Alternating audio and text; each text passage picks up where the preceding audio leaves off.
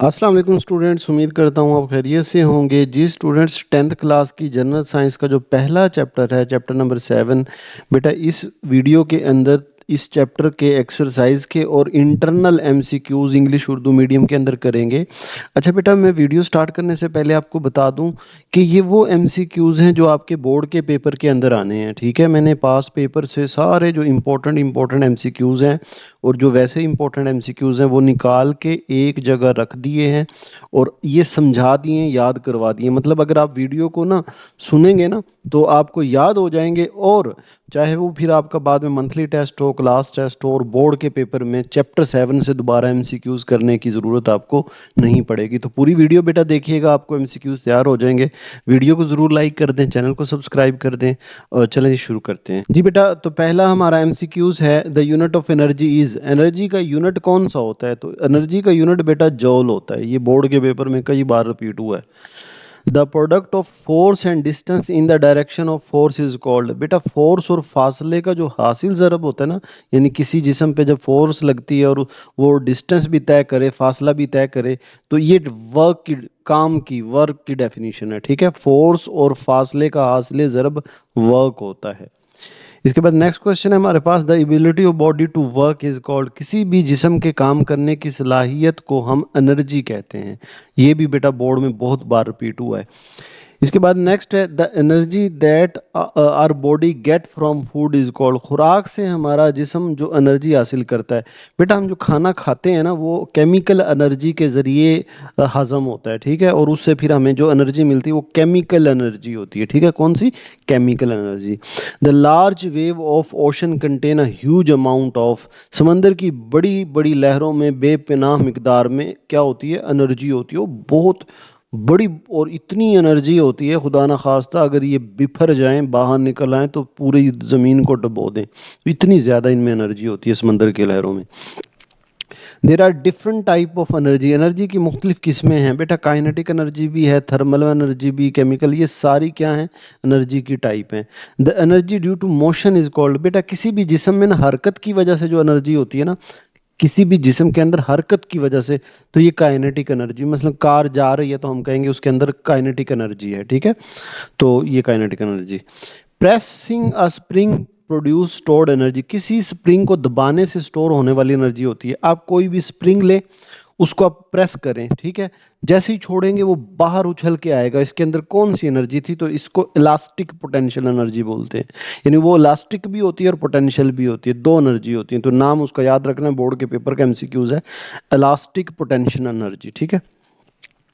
The energy with which we see things. Energy जिससे हम चीज़ देखते हैं।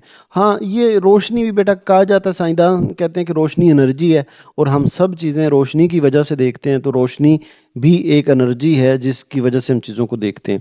What energy do plant use for photosynthesis. Photosynthesis के लिए पौधे कौन सी एनर्जी इस्तेमाल करते हैं? जब खुराक बनाते हैं तो कौन सी एनर्जी बनाते हैं? उन्हें चाहिए भाई दिन की रोशनी में वो खुराक बनाते हैं, तो लाइट एनर्जी इस्तेमाल करते हैं। The energy produce by the movement of molecule. अच्छा, मॉलिक्यूल्स की हरकत, जो मॉलिक्यूल की हरकत होती है ना वो हरारती एनर्जी होती है बेटा। ठीक है, कहाँ पढ़ाओ? ये पढ़ाओ, हीट एनर्जी। यानी जब मॉलिक्यूल ऐसे ऐसे हरकत कर रहे होते हैं ना, तो ये इनके अंदर हरारती एनर्जी होती है, हीट एनर्जी होती है। Energy caused by dynamic charges. Energy जो मुतहरिक चार्जेस की वजह से होती है बेटा। जो आपके तारों में करंट होता है ना, वो इलेक्ट्रॉन का बहाव होता है, चार्जेस होते हैं, चार्ज होते हैं, इलेक्ट्रॉन होते हैं। तो ये इलेक्ट्रिकल एनर्जी होती है। ठीक है, करंट को हम क्या बोलते हैं? Electrical energy. What kind of energy is drive from nuclear fission. Nuclear fission से किस किस्म की एनर्जी हासिल होती है? तो नाम से ही पता चल रहा है न्यूक्लियर एनर्जी, हालांकि बोर्ड का क्वेश्चन है और देखिए न्यूक्लियर नाम से ही पता चल रहा है। तो the process of break down the nucleus is called. Nucleus के टूटने का अमल बेटा कहलाता है फिशन। ठीक है, क्या कहलाता है? फिशन। टूटने का अमल फिशन। यानी न्यूक्लियस को ना, ये जो धमाके होते हैं ना, इनके अंदर असल में होता ये है कि न्यूक्लियस टूटता है, तो इस अमल को फिशन बोलते हैं। The in the process of nuclear fission the break down of nucleus release energy. Nuclear fission के अमल में न्यूक्लियस के टूटने से एनर्जी खारिज होती है बेटा। जब धमाका होता है ना तो न्यूक्लियस टूटता है, इस अमल को न्यूक्लियर फिशन बोलते हैं, और इसके नतीजे में वो जो तबाही मचती है, जो एनर्जी निकलती है, वो न्यूक्लियर एनर्जी कहलाती है। Bye storing charges you can increase charges को स्टोर होने से आप बढ़ा सकते हैं। बेटा जब हम चार्जेस को स्टोर करते हैं तो पोटेंशियल डिफरेंस बढ़ता है, ठीक है। मसलन मिसाल के तौर पे जो आपकी बैटरी होती है ना, इनमें से करंट क्यों हमें मिलता है, क्योंकि एक साइड पे इसके दो पोल होते हैं, पॉजिटिव और नेगेटिव। तो एक साइड पे पोटेंशियल डिफरेंस ज़्यादा होता है, दूसरी साइड पे पोटेंशियल डिफरेंस कम होता है। The energy is neither created not destroyed, energy ना तो पैदा होती है और ना ही ज़ाया होती है, ना ख़त्म होती है, कहलाता है ये बेटा conservation of energy. Conservation of energy का कानून, ठीक है, conservation of energy, law of conservation of energy, ठीक है। How many year ago did bulbs burn in Holmes, आज से कितने साल पहले घरों में बल्ब नहीं जलते थे? बेटा 50 एक साल पहले ना हमारे घरों में बल्ब नहीं होते थे। The method of obtaining electricity which does not spread thermal pollution, electricity के असूल का जो तरीका थर्मल पोल्यूशन नहीं फैलाता। अच्छा, थर्मल पोल्यूशन है जो जलने का अमल है। अब न्यूक्लियर पावर में भी जलाई जाती है, बायोगैस का जलाना, नाम से ही पता चल रहा है। थर्मल पावर में भी वो जलाया जाता है चीज़ों को। हाइड्रो इलेक्ट्रिक पावर जो है, हाइड्रो कहते हैं पानी को, तो पानी से जो बिजली बनती है, क्योंकि उसमें क्या होता है कि लहरें चल रही होती हैं और वो टरबाइनों को घुमा देती हैं, तो इसके अंदर पोल्यूशन नहीं होती, ठीक है। Which of them is use as fuel for nuclear fission, nuclear fission के लिए बतौर ईंधन इस्तेमाल होता है बेटा यूरेनियम 235, यानी धमाका करने के लिए, ये जो पाकिस्तान में एटमी धमाके किए तो यूरेनियम 235 चाहिए होता है, ये एलिमेंट होता है, तो इससे एटमिक धमाका बनता है। The source of nuclear energy, nuclear energy का जो सोर्स है वो क्या होता है बेटा? न्यूक्लियस होता है। यानी न्यूक्लियर एनर्जी कहाँ से? न्यूक्लियस में से निकलती है, बस सीधी सी बात है। The atomic bomb has destructive energy, atom bomb में तबाही फैलाने वाली एनर्जी है न्यूक्लियर एनर्जी, ठीक है। They absorb the heat of the sun and convert into electricity, सूरज की हरारत को जज्ब करके इलेक्ट्रिसिटी में बदलते हैं। ये तो हमें अब आम हो गए हैं। ये जब आपकी sorry solar cells, solar power नहीं, सोलर सेल, ये जो सोलर प्लेटें लगी होती हैं क्या करती हैं? सूरज की हरारत को जज्ब करती हैं और इसको करंट बना देती हैं, इलेक्ट्रिसिटी बना देती है, ठीक है। इसके बाद है जी, electricity obtain from the kinetic energy of high winds is, तेज हवा की काइनेटिक एनर्जी से इलेक्ट्रिसिटी का हुसूल होता है बेटा, ये विंड पावर एनर्जी बोलते हैं, ठीक है। यानी बड़े बड़े वो पंखे टाइप लगे होते हैं, उनको विंड पावर बोलते हैं। तो the energy of tidal wave is called, समंदर की लहरों से जो एनर्जी पैदा होती है, नाम से ही पता चल रहा है भाई, टाइडल एनर्जी, ठीक है। लहर करते हो, बड़ी बड़ी जो लहरें होती हैं उनको टाइडल बोलते हैं। तो इंग्लिश वालों के लिए उर्दू में भी लिखा होता है, ये बोर्ड के पेपर का इंग्लिश में भी लिखा होता है, तो टाइडल से ही पता चल जाएगा, tidal energy. Flowing water is rotated by kinetic energy, तो जो पानी है, पानी से जब हम एनर्जी बनाते हैं तो वो क्या करते हैं? वो टरबाइनों को घुमा देते हैं, यानी फिर टरबाइनों से हम क्या करते हैं? करंट बना लेते हैं, तो टरबाइनों को घुमाते हैं ये। The production of electricity from the depth of earth by steam is called, बिजली का ज़मीन की गहराई से स्टीम के जरिए पैदा होना कहलाता है, ये बेटा जियो थर्मल एनर्जी कहलाते हैं, ठीक है। यानी जियो कहते हैं ज़मीन को, तो ज़मीन की गहराई से जो भाप उठती है उससे जब हम एनर्जी पैदा करते हैं तो इसको जियो थर्मल एनर्जी कहते हैं। A fuel drive from biomass, biomass से हासिल होने वाला ईंधन होता है बेटा, ये दो तरह का होता है, ठीक है, ये नाम है इनके, बस आप याद रखें, दो तरह का होता है।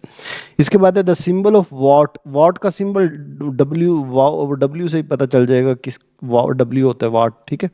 वाटर इज स्टोर्ड इन, पानी कहाँ स्टोर किया जाता है यार, क्या बच्चों वाले, डैम के अंदर ही स्टोर होगा और कहाँ स्टोर होना है। The atmosphere around the earth surface is almost, जमीन की सतह के इर्द गिर्द हवाई कुर्रा हवाई फैला हुआ है तकरीबन बेटा, हमारी जो ज़मीन है ना उसके 2000 किलोमीटर तक जो ये हवा और एटमॉस्फेयर है, ठीक है, कितना है? 2000 kilometre. The cooling tower of nuclear reactor emit air into the atmosphere day and night, nuclear reactor के कूलिंग टावर्स दिन रात फिजा में खारिज करते हैं, ये धुआं खारिज करते हैं, ठीक है, smoke. The increase in temperature in the atmosphere is due to, माहौल में दर्जा हरारत क्यों बढ़ रहा है बेटा? ये ग्रीन हाउस इफेक्ट की वजह से बढ़ रहा है, ठीक है, ग्रीन हाउस इफेक्ट की वजह से गर्मियाँ ज़्यादा हो रही हैं।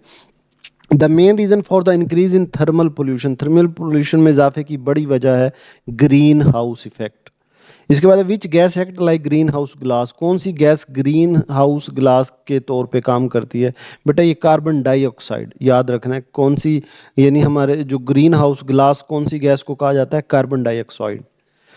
विच pollution does not affect the environment the most, कौन सी पोल्यूशन माहौल पर ज़्यादा असरअंदाज नहीं होती? तो बेटा मामूली जो मिल्ड थर्मल होती है ये ज़्यादा असरअंदाज नहीं होती। इसके बाद what percentage of energy resource are consume in the industry, industry में एनर्जी के कितने फीसद ज़राए खर्च होते हैं? तो इंडस्ट्री में ना बेटा 20% टोटल एनर्जी जो है इंडस्ट्रियों में खर्च हो रही है, 20%। The cooling system of the Chernobyl reactor in Russia had failed in, रूस में चर्नोबल के रिएक्टर का कूलिंग सिस्टम फेल हुआ था। ये अच्छा देख लें, है इतना मतलब इम्पोर्टेंट नहीं लगता था, लेकिन ये बोर्ड में आया हुआ, मैंने सारे एमसीक्यूज बेटा बोर्ड से लिए। तो 1986 में रूस में चर्नोबल के रिएक्टर का कूलिंग सिस्टम फेल हो गया था। The Chernobyl reactor was located at, Chernobyl reactor कहाँ वाक़ था? अब वो अभी हम पढ़ के आ रहे हैं, ये एमसीक्यूज बेटा किसी भी तरह से आए, आपने जुमला याद रखना है। रूस में चर्नोबल के रिएक्टर का कूलिंग सिस्टम फेल हुआ था, कब? 1986 के अंदर, ठीक है। रूस जगह है, चर्नोबल के वो रिएक्टर न्यूक्लियर रिएक्शन, ठीक है, उनके और उनका कूलिंग सिस्टम फेल हो गया था, हर तरफ तबाही मच गई थी। हम वी कैन कंजर्व एनर्जी, हम एनर्जी का तहफ़्फ़ुज़ कर सकते हैं। अब देखें, अक्सर आपने सुना होगा जी, बड़े बड़े जो ऑप्शन होते हैं वो बोर्ड में नहीं आते हैं, अब ये बोर्ड में एमसीक्यूज आया हुआ है। तो एनर्जी के गैर ज़रूरी इस्तेमाल, ठीक है। ठीक है बेटा, हम एनर्जी का कैसे तहफ़्फ़ुज़ करते हैं कि एनर्जी का गैर ज़रूरी इस्तेमाल ना करें, उससे परहेज़ करें तो एनर्जी महफूज हो जाएगी। इसके बाद बेटा ये आखिरी एमसीक्यूज़ हमारे इस चैप्टर का, in which country do cars run on alcohol, किस मुल्क में गाड़ियाँ अल्कोहल पर चलती हैं? तो ब्राज़ील एक ऐसा मुल्क है जहाँ पे गाड़ियाँ जो हैं वो अल्कोहल पे चलती हैं। ये भी बोर्ड का एमसीक्यूज़ है। तो ये बेटा चैप्टर 1 के एमसीक्यूज़ थे, इनको तैयार कर लें। एंड के साल के एंड में भी आपको यही याद करने हैं। तो अभी ये चैप्टर वाइज एमसीक्यूज़ में अपलोड कर रहा हूँ, तो इनको तैयार करें, इंशाल्लाह आपके इन्हीं में से बोर्ड में के एमसीक्यूज़ आने हैं। अपना बहुत सारा ख्याल रखिएगा। अल्लाह हाफिज़।